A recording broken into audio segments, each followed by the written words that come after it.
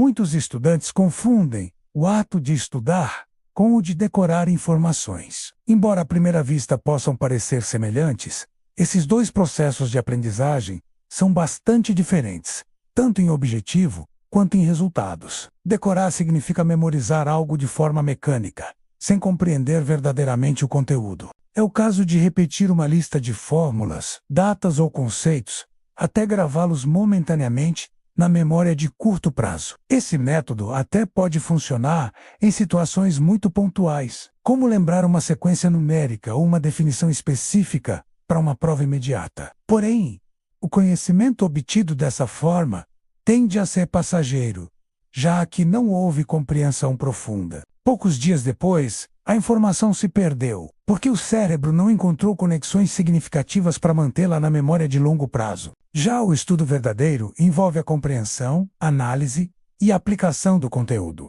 Quando você estuda, não apenas lê ou repete, mas procura entender o porquê e o como das informações. Ao relacionar um novo conceito com conhecimentos anteriores, seu cérebro cria conexões, o que fortalece a memória e torna mais fácil recordar o que foi aprendido em contextos diferentes. Além disso, o estudo promove autonomia.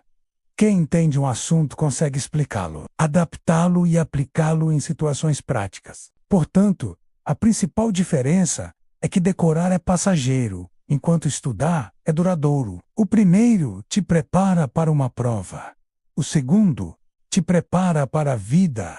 As técnicas de estudo são métodos, estratégias e ferramentas utilizadas para facilitar a aprendizagem, tornando o processo mais eficiente, organizado e produtivo. Elas funcionam como atalhos inteligentes que ajudam o estudante a compreender, memorizar e revisar conteúdos de forma estruturada, evitando que o estudo se resuma apenas à leitura passiva ou à repetição cansativa. Em vez de depender unicamente da força de vontade, as técnicas de estudo oferecem estratégias práticas que aproveitam como o cérebro realmente aprende. Por exemplo, métodos como mapas mentais, resumos, flashcards, revisão espaçada e recordação ativa estimulam diferentes áreas da mente, reforçando conexões neurais e aumentando a retenção a longo prazo. A principal vantagem de utilizá-las é otimizar o tempo de estudo. Muitas pessoas acreditam que estudar mais horas garante melhores resultados. Mas, na verdade,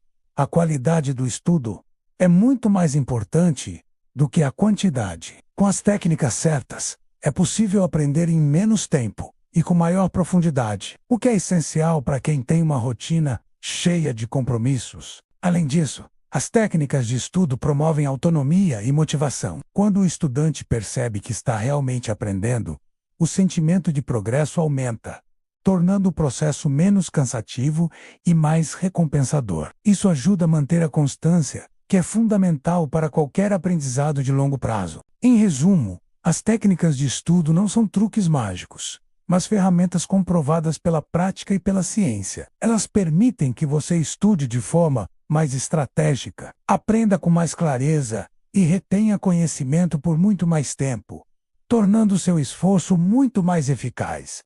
Muitos estudantes acreditam que estudar significa apenas ler o material diversas vezes ou passar horas diante dos livros. Esse é, sem dúvida, um dos erros mais comuns, a leitura passiva. Apenas reler o conteúdo não garante a fixação da informação, pois o cérebro precisa ser constantemente estimulado a recuperar e reorganizar o conhecimento para que ele se torne duradouro. Outro erro frequente é a falta de planejamento. Muitos começam a estudar sem definir metas, horários ou prioridades, o que leva a desperdício de tempo e sensação de sobrecarga. Sem organização, o estudante acaba revisando menos do que deveria ou foca em temas irrelevantes, deixando de lado os conteúdos mais importantes. Também é comum a prática da maratona de estudos na véspera da prova. Essa estratégia pode até trazer resultados imediatos, mas não sustenta a aprendizagem a longo prazo, além de gerar estresse, ansiedade e fadiga mental. O ideal é distribuir o estudo em blocos ao longo do tempo, utilizando técnicas como a revisão espaçada.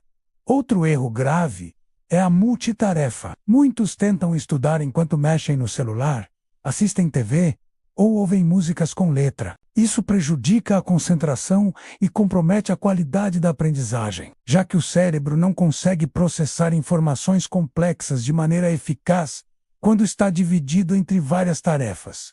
Por fim, há o problema da falta de autoconhecimento. Muitos não sabem qual estilo de aprendizagem funciona melhor para si. Não conseguem perceber se a retenção de conhecimento é maior quando o estímulo é visual, auditivo, sinestésico, etc., e acabam insistindo em métodos ineficientes. Em resumo, os principais erros dos estudantes estão ligados à falta de método, à má gestão do tempo e ao estudo passivo. Evitá-los é o primeiro passo para aprender de forma mais inteligente e eficaz.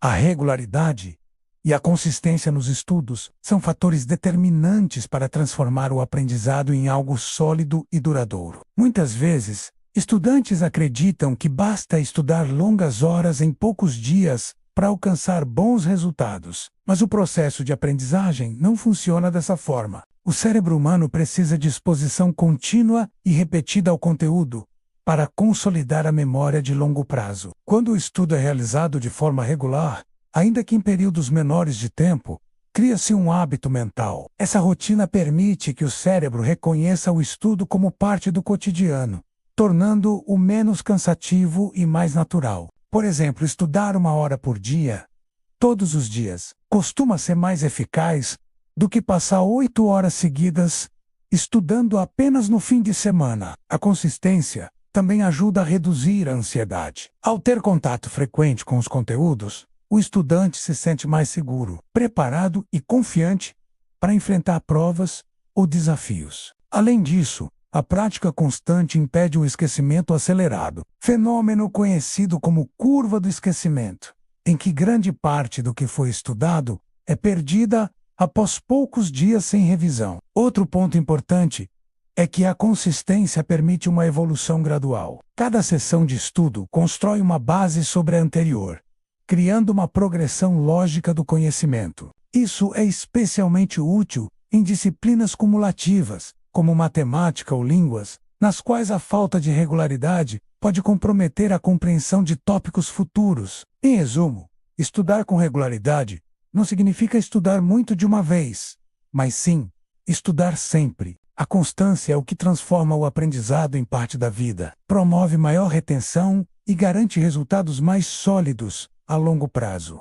O processo de aprendizagem no cérebro é um fenômeno complexo que envolve diferentes áreas e conexões neuronais. De forma simplificada, aprender significa criar, fortalecer e organizar redes de neurônios. Cada vez que o estudante tem contato com uma nova informação, os neurônios comunicam-se entre si por meio de sinais elétricos e químicos, criando uma sinapse, que é a ligação entre eles. Quanto mais vezes essa informação é acessada, revisada e utilizada, mais forte e eficiente essa sinapse se torna. Além das sinapses, existe também o papel da neuroplasticidade, que é a capacidade do cérebro de se adaptar e modificar suas estruturas em resposta a novas experiências. É essa característica que permite que uma pessoa desenvolva novas habilidades, aprenda idiomas, memorize fórmulas ou até mesmo recupere funções após lesões cerebrais. A aprendizagem, portanto, não é estática. O cérebro está em constante transformação. Outro aspecto fundamental está relacionado à memória de curto e longo prazo. Informações inicialmente entram na memória de curto prazo, que tem capacidade limitada e é facilmente esquecida. Para que sejam consolidadas na memória de longo prazo, é necessário haver repetição, compreensão e, de preferência, associação a conhecimentos já existentes. É por isso que técnicas como revisão espaçada ou mapas mentais são eficazes. Elas ajudam o cérebro a transferir o conteúdo para uma memória mais estável e acessível. O sono também desempenha um papel essencial nesse processo. Durante as fases mais profundas do sono, o cérebro reorganiza e consolida as informações adquiridas ao longo do dia. Isso explica por que noites mal dormidas prejudicam tanto a concentração e a retenção de novos conhecimentos. Por fim, o processo de aprendizagem está diretamente ligado às emoções. Quando o estudante se envolve de forma ativa e com interesse em um tema, o cérebro libera neurotransmissores como a dopamina, que reforçam a atenção e facilitam a formação de memórias. Dessa forma, aprender deixa de ser apenas um ato mecânico e torna-se uma experiência significativa. Um dos maiores erros cometidos por estudantes é acreditar que apenas estudar por várias horas garante aprendizado. A verdadeira evolução só pode ser percebida quando existe um método de acompanhamento que permite verificar o que está funcionando e o que precisa ser ajustado. A primeira forma de mensuração é por meio do autodiagnóstico inicial. Antes de começar, o estudante deve registrar como está sua rotina atual, quanto tempo realmente estuda por dia, quais técnicas já utiliza e quais dificuldades enfrentam. Por exemplo, falta de concentração, memorização, organização, etc. Este registro inicial servirá como ponto de comparação ao final do processo. Outra ferramenta essencial é o uso de metas semanais. Em vez de se focar apenas no resultado final, como tirar uma nota alta em uma prova, o estudante deve acompanhar indicadores menores, como cumprir meu cronograma de estudos, quantas páginas consegui ler com foco,